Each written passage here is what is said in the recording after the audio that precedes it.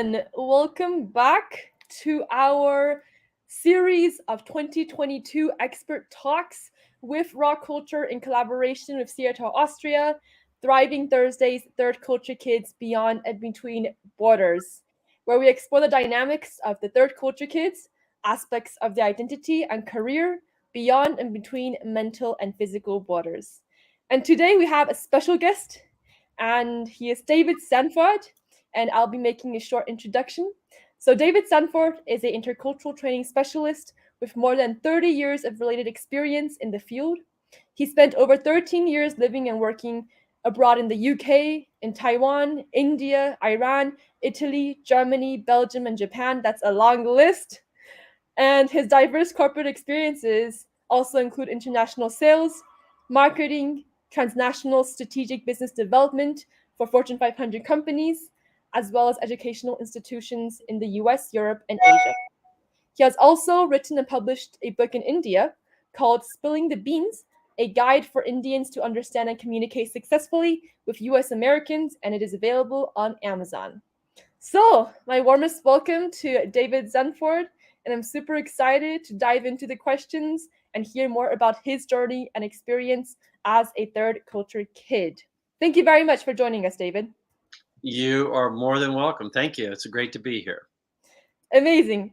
So, as the series calls about the topic for third culture kids, the Mhm. first question that I will have is, how do you relate your experience to being a third culture kid?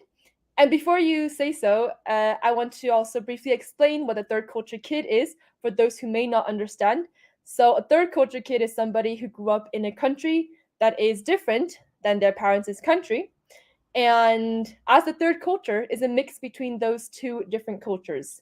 So, David, please let us know a bit about your third culture kid background. Well, basically, as in most third culture kids, we don't have a choice. Our parents just take us to a new country. And in my case, I was born American in California, and very soon thereafter, my father had joined what was the new Foreign Service, U.S. government. So as a result, he was stationed. Our first deployment, so to speak, our first assignment was in Taiwan. So my first experience as a third culture kid began very, very early in Taiwan, and we were there for 3 years. So when we returned to the U.S., to Washington, D.C., my language was, to me, was my language. Yeah, I just spoke. But half of what I spoke was Mandarin and half was English. So most people could not understand much of what I said. Mm, So my mother, I vividly remember, had to translate for me. But I soon caught on and learned American English. But within 3 years, we were off to London, where I spent another 3 years, came back to the US to Washington, D.C. That was our base. mm, And we were there for just a year. And then we went off to India for another mm, 3 years. So my adolescence was in India. And that those three experiences very much instilled in me basically a new perspective, which mm. I wasn't even aware of. It was just how I looked at the world, which was from many different eyes. So that Right. was my beginning. Yeah. Wow. And I have to follow up with the question, which is, with your early developmental years being in three different countries, in the UK, in India, and Taiwan, how was that experience for you? Did that shape your journey and where you are now significantly?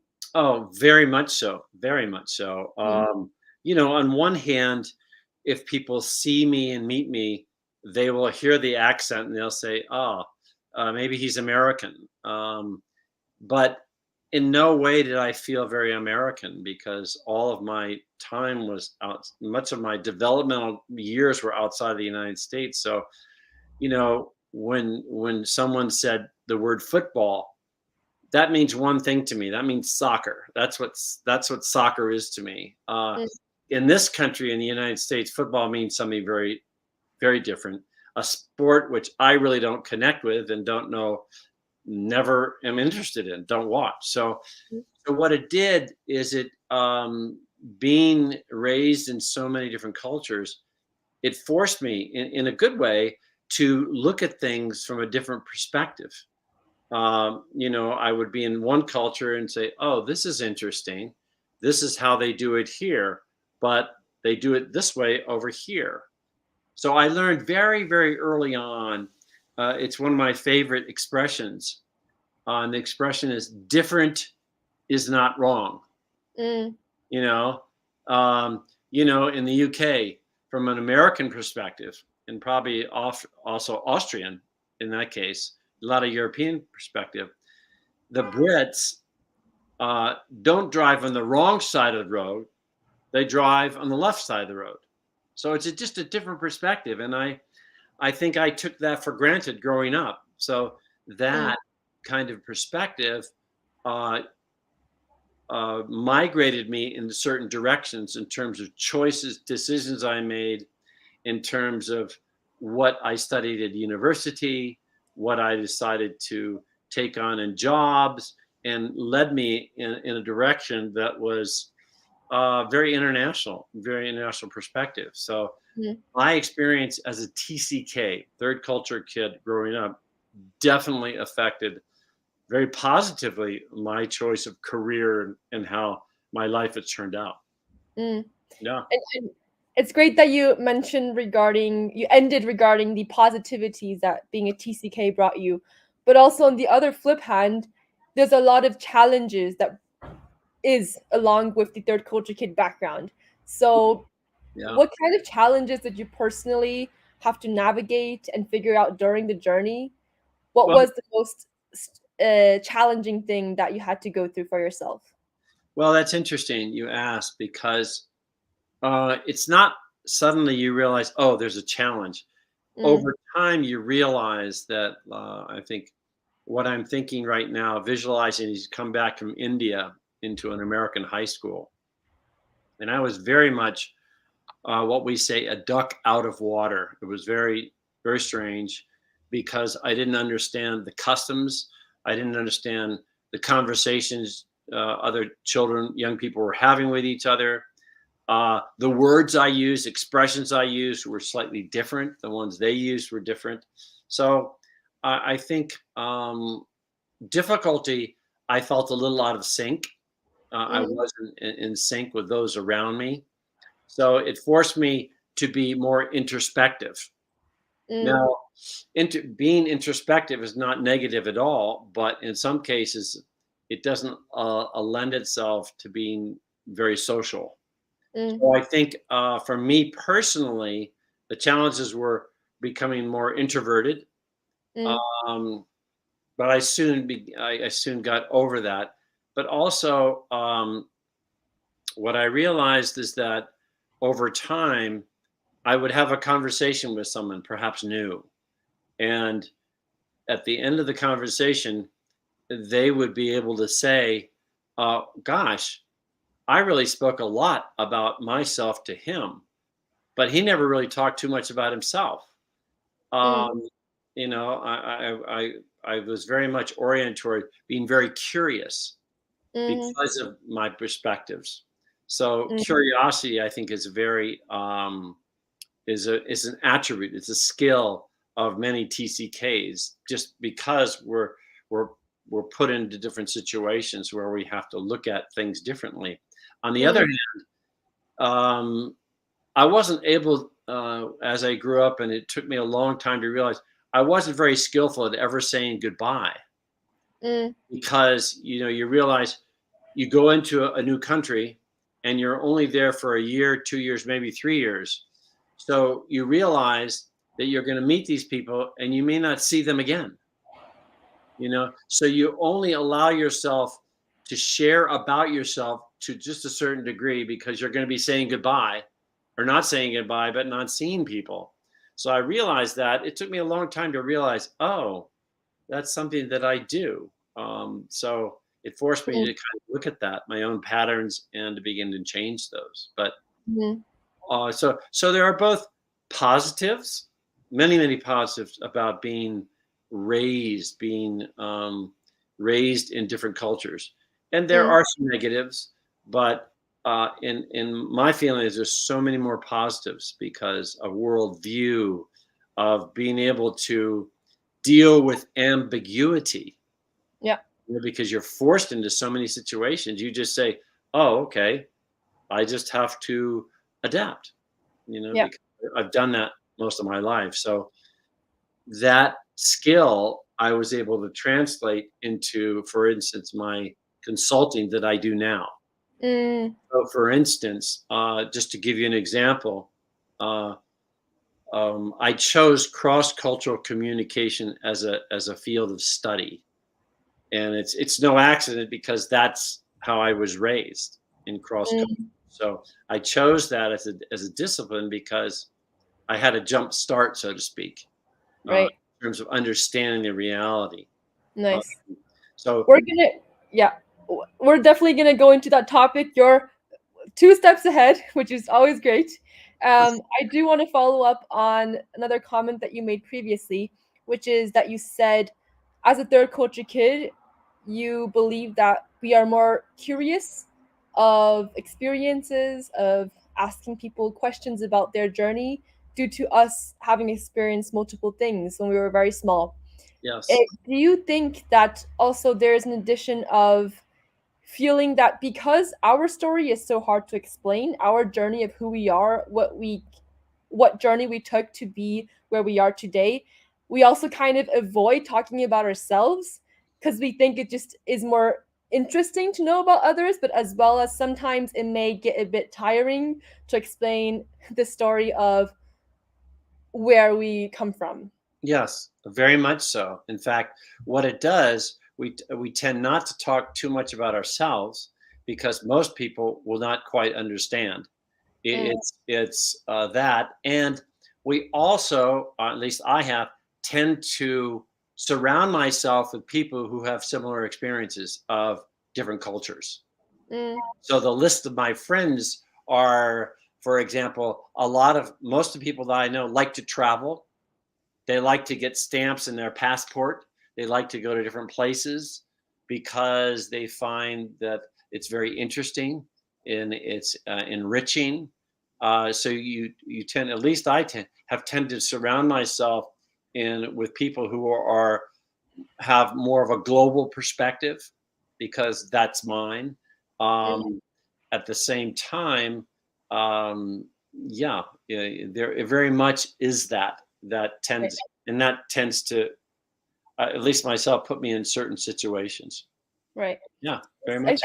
I see in the comments now a response from your statement regarding different is not wrong, and somebody said different is not wrong. Why is it so hard for us to be non-judgmental? It's a good question there. Uh, well, we all have our we all. Why is it so difficult to be non-judgmental? Because I think most of us have a tendency to want to hold on to a perspective just to feel safe. Oh, okay, this makes sense to me, so I'm going to hold on to this. But I think in this world we live in right now, which particularly I can speak to the American politics. It's so polarized. You're Mm, this or you're that. So it's hard right now for many people to even take on a new perspective because they are so solidly holding on to their perspective. And I mm, think people who have not traveled very much outside of their own passport countries have a tendency to hold on to their value system, which they believe is the only value system that's valid. mm, You know, but you only get that larger perspective when you visit people from different places, or someone moves next to you and has a different perspective, and you could begin to see different perspectives. But I think there's a tendency for many people, regardless of your culture, to hold on to your own reference point mm, of value systems right, until you are lucky to experience a different point of view and you say, oh, that's very interesting, yeah, without without negating it first, seeing it. So Yeah. very, very good question. I very much agree with your statement regarding it's just a lot of people actually did not have the prior experience in experiencing something different. Yeah. And so that is the first, let's say, uh, blockage towards them understanding why a person, why a culture, why a country does what it does. Yeah. So yeah, I agree. Yeah, it's And true. following back to the previous question, which was the difficulties of going up as a TCK, and you mentioned that something that helped you during that time was being introspective. Mm. So we had a discussion last time, and I asked you about meditation because I also know you're a meditation instructor Yes. and you also practice every single day. Hmm. When you talked about introspection, was that connected to meditation? Well, that's an interesting question. Introspection. I'm not suggesting that all TCKs, all adult TCKs are introspective. Mm, For me, that's what it was. mhm, I went more inward. So in going more inward, coupled with being in a new country, coming back to the country that was supposed to be my home, I felt this duck out of water. So I began questioning from adolescent on, and that led me to university where I studied psychology, for example. And psychology, I think, was a way for me to begin to answer the question, mm, how does the mind work? How do people think? But I had a larger question. The existential question I had was more about who am I? How do I, who am I as a cultural person? Because I had to question it all the time. So that led me to questioning my own sense of uh, culture, but I didn't really know how to ask the question. And the mm, question was, who am I as a cultural person? So psychology was very interesting for me, but I studied American psychology, and mm, that didn't answer the larger questions, global questions of perspective. So that led me to the career, but in the process, I realized that being a duck out of water, I realized that, well, how do I work with this feeling? It's not negative. I just feel slightly awkward. So in the context of that, I was introduced to um, the notion of meditation many years ago, and I looked at that and said, "Oh, that seems like an interesting tool to work with one state of mind as you're going through the confusion of who mm, am I, who are they, what is this culture." So mm, for me, it was very natural to begin to enter into the discipline of meditation as a means to work with my own state of mind in terms of mm, working with the confusion of different cultures. So for mm, me, it was quite amazing that at a CTAR conference, actually in the US mm, years ago, I I didn't really usually talk too much about meditation because I was there as a cross-cultural trainer and consultant. But in the context of that, um, I offered meditation as a means at a CTAR conference, as meditation sessions in the morning before we began our conference sessions. mm, And for me, the idea of bringing meditation into the cross cultural experience was just absolutely wonderful to do. And it mm, seemed a natural fit. mm, So, whenever I attend CTAR conferences in the US, then I will usually offer meditation in the morning as a means, for the ongoing sessions. mm. So to me, they both really relate very much to each other. Right. That's wonderful. And I have to ask because I feel like a lot of TCKs are currently or in the past, they have dealt with a lot of, let's say, traumas of not understanding their story of their journey Yeah. and not really fulfilling, let's say, the true meaning of why they're existing in this world or what they can do with their lives. And you kind of found your identity, as you mentioned, through meditation and being able to understand the different parts of yourself by being in one place, essentially in your mind.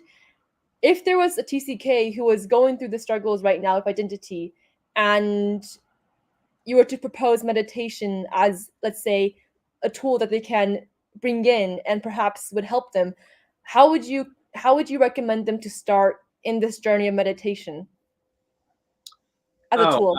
I would say, first of all, be open to it. Secondly, there are many different forms of meditation, many different techniques. And I would say, um, in their, if they were to have approached me, or I heard that maybe they're having some difficulty or some challenges trying to integrate their their identity as a TCK, or first of all, introducing them to the idea that there is something called TCK. Mm, I often, very often, will talk to someone and say, that's interesting. You should look at this book called Third Culture Kid. And for them, they say, what? Third culture? What is that?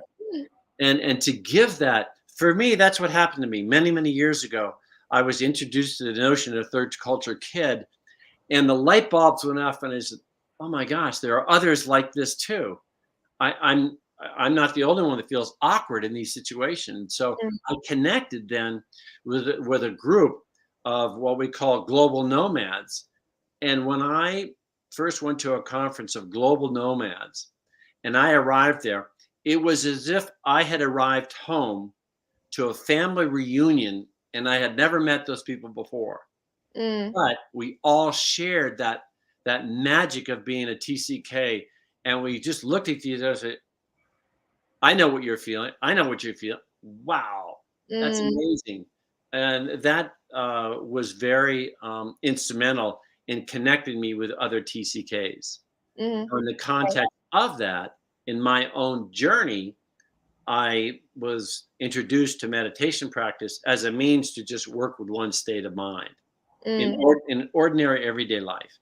And mm, so the two uh, were very much companions for me. So the TCK, if someone I talk to, in fact, anyone, whether a TCK or not, if the conversation goes that route, I will unhesitantly introduce meditation practice as a means to just work with your own state of mind.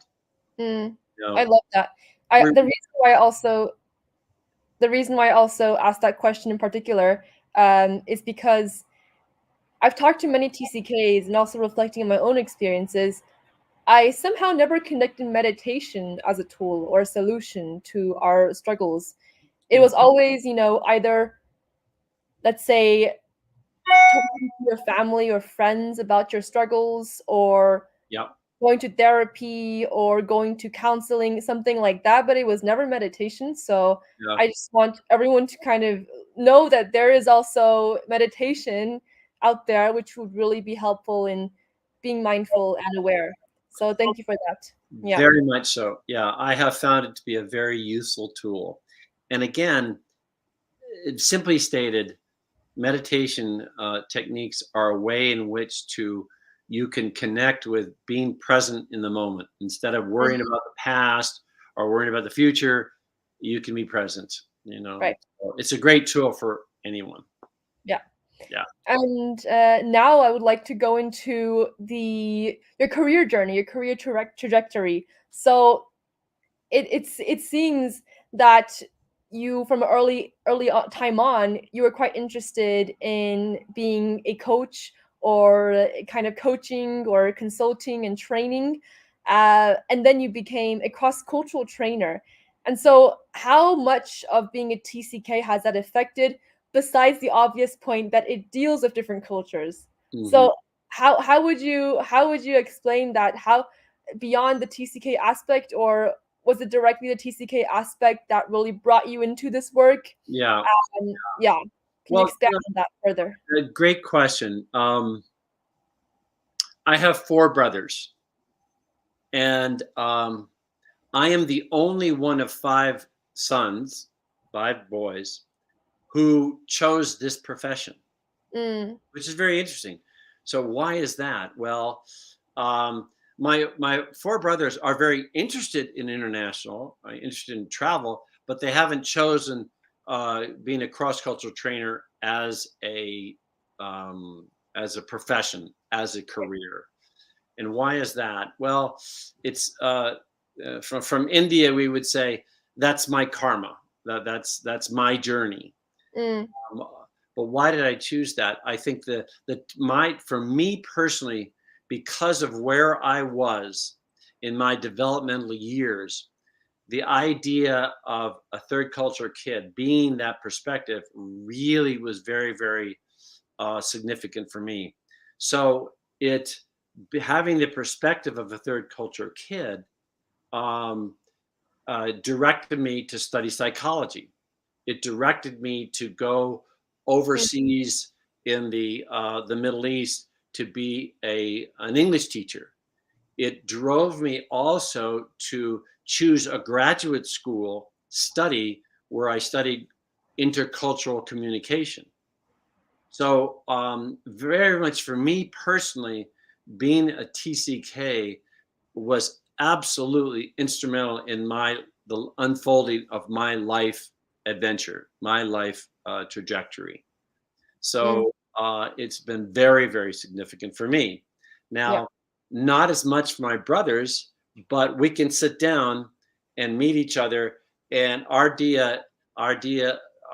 idea of a good time is sitting down and having an Indian meal together in South Carolina because we share that. So we share some internationalism. Uh, Mm, my trajectory for the career was very much based on being a TCK. right. No question about it. Mm.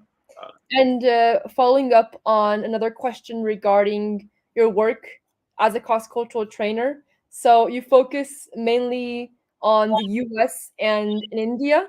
And my question is, how come you chose to focus on these two cultures? okay. You also had experience in the UK Yeah, and Taiwan. So why these two cultures and why these two comparisons? yeah. Well, about however long, about 15 years ago, uh, some of the organizations I worked with realized, oh, you have experience in India.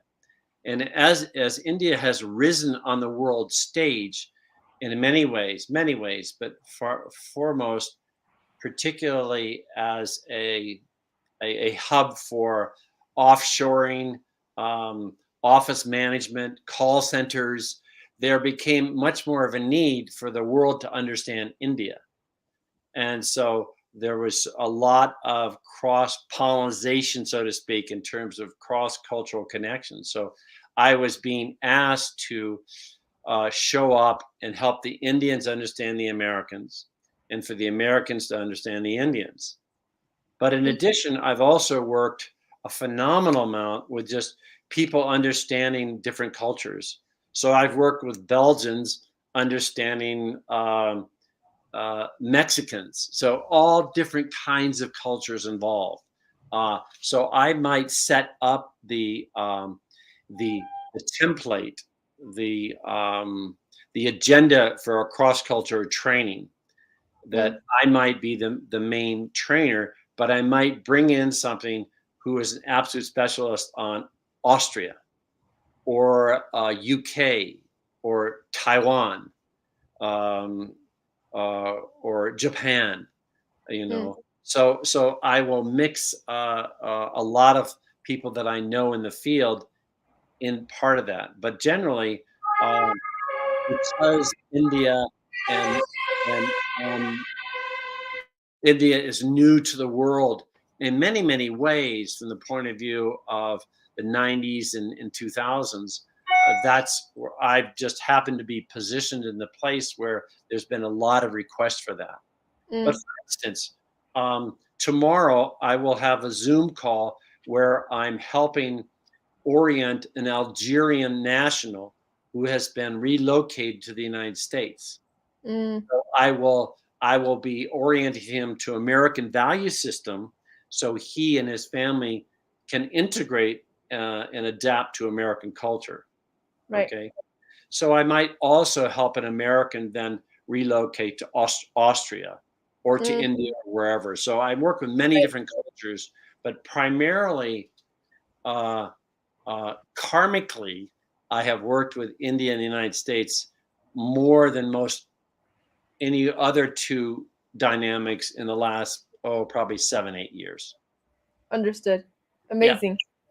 Yeah. Well, my next following question is, it's amazing to kind of hear your journey of your career and being a cross-cultural trainer, being able to work with so many different people from all over across the world and having, these valuable experiences along the way.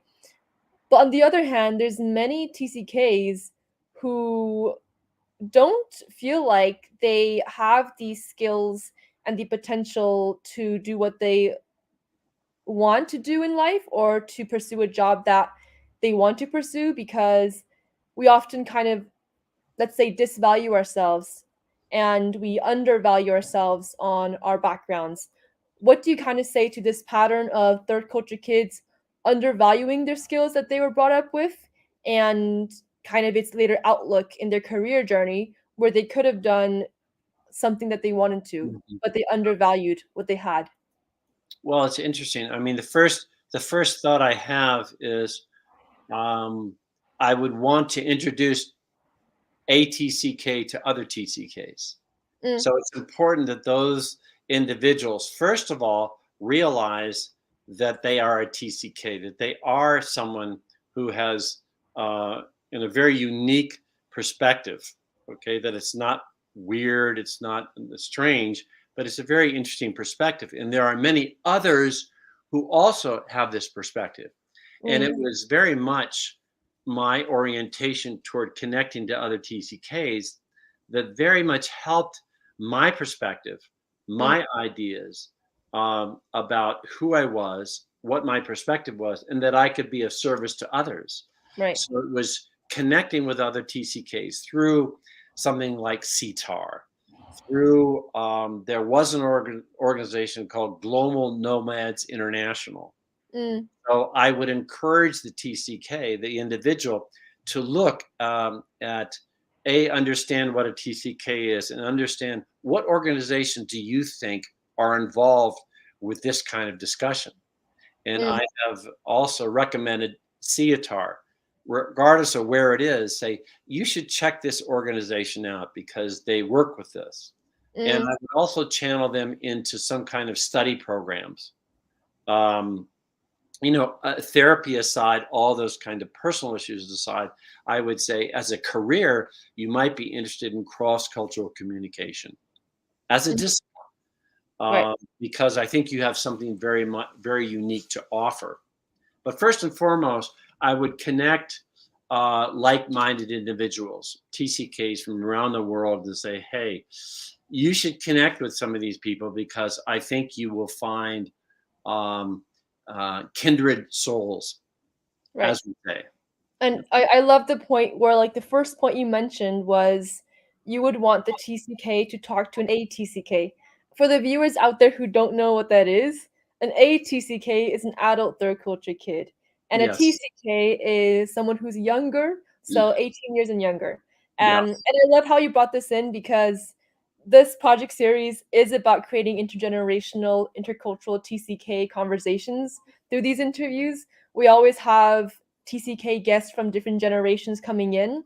Yeah. And this actually perfectly flows into the next question, which is our last episode. We had Ahana Banerjee, who is an aspiring TCK entrepreneur, and she is a young entrepreneur, but she wants to ask you, how does being a Gen Z TCK compared to the previous generations of TCKs? So, for example, millennials, Gen X, I have to say boomers, on the effects of employability in the workforce and the ability to work in companies. Yeah. Um, in many ways, I don't think that the generation matters so much, one's age, but what does matter is one's connectivity with others. And the fact is now, with Gen Z, I have 3 children in the millennials. Um, the fact is, your generation is so much. You've been raised with technology. You've been raised with these things. Mm, Okay, this was foreign to me as a young person. So what it means is you're so much more connected. So mm, I would say, with your understanding of technology and connectivity, you could use that very, very effectively in, like, Weirong, what you're doing, creating this kind of connectivity through StreamYard, being knowledgeable of the virtual world, how to connect people. I think you've got a head start from my generation, certainly, which, you know, I I I did my master's thesis on a typewriter. mm. Most of Gen Z and millennials, you can see a typewriter in a museum, which sounds absurd to me, but that's how fast technology has accelerated in the last 30 years. It's Mm, phenomenal. So I mm, would say, use your natural talents in understanding how technology works to your mm, benefit. mm, But I would also caution you on, um, and I actually gave a CTAR module, a session on this, is don't be controlled by this. mm, One thing that I noticed throughout my travels and airports throughout the world, if someone is sitting there alone, instead of picking this up and looking at this, why not just sit there and look around and observe and see what's happening around you? mm, So um, I I encourage the younger generation, the Gen Zs and millennials, to use this technology in a way that can help people spread the word of global understanding. Yet, do not be controlled by this, because it's very easy. It's very easy to be controlled by this, regardless of what culture you're coming from. yeah, very So, true. so again, the word is technology. Use it, but use it very creatively. I've been on YouTube and seen podcasts and saying, "Wow, that person, they're young and they're doing some very interesting things with technology and bringing in music into it and bringing in different parts of these platforms." So I think Right. that's my first thought Yeah. on that I, one. if I could summarize that, perhaps it would be to really be grateful of the generation that we were born in and to utilize the resources and the technology that is around us at the time that uh, we were given the opportunity to do so, and to also learn from different generations on how to stay present and not stay too connected to the technological devices and advancement, because they also take away some aspects of our journey in our life. And so Absolutely. really connecting to having intergenerational conversations like this and learning about what works in different generations and combining that and learning from each other, and having a greater combination from that, I think that's something that every single person can take into their lives and work on. Yeah. And the next question, yeah. Well, the only thing I would add to that is that, regardless of what generation one is a part of, many issues are the same. The same issues that I experienced in my 20s are the same issues that 20-year-olds are experiencing now. So in many cases, the issues haven't changed. The existential issues haven't changed, Mm, but the way in which we're connected has, and so we should mm, utilize that in a I positive. understand absolutely. Yeah. And now a question to you is, what would be a question that you might want to ask a younger generation TCK now? Very good question. What would I want to ask? How interested are you in connecting uh, with those from different cultures? How interested are you in that? How important is that? All we need to do right now is think of Ukraine. I think of Ukraine every day because there's a war going on there of aggression. And how can what we know as TCKs, what can we do with our knowledge of how people connect from different cultures in a way that prevents war, that prevents aggression? I would say that as an open question because what's happened in Ukraine in the 21st century is absolutely shocking to all of us. At the same time, what can we do, each of us, to answer this call of bringing in more global communication of all cultures? And this was the question that I asked myself when I went to graduate school many years ago. How can I be of service to those from different cultures? And that question remains true today, even more so, because the world is so connected, and technology in terms of weaponry, in terms of communication, is so much more heightened that we are needed now more than ever before. Those of us with a global perspective, and particularly those of us with a TCK perspective, the world needs you more now than ever. I love that. So that's what yeah, we actually are at the end of the questions, and I think that was a great way to kind of wrap it up. You know, just stating that not trying to look at what others are doing, but thinking about what you can do as yourself, as an individual. Yeah. And that was actually the end of the interview, and I honestly really enjoyed it. Thank you so much for being here, for your time, for all the stories and expertise and experiences you shared. And I would love to have you share some of your work, where the people can reach you, where they can connect with you. Feel free to share it. Sure. My distinct pleasure. It's always a pleasure to talk about being a TCK and the world in general. It's my pleasure. Amazing. Do you want to share perhaps your profile or where they can connect with you on? Yeah, I think it's on the window here. My website is www.whenculturesmix.com, and you can write me through there. We might also add. I'd be more than willing to put my email address there.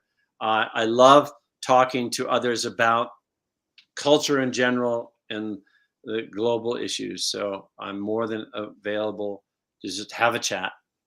Amazing. Thank you so much. And thank you all for the audience as well for tuning in. It My was a pleasure. pleasure. And until we talk next time, bye bye. Yes.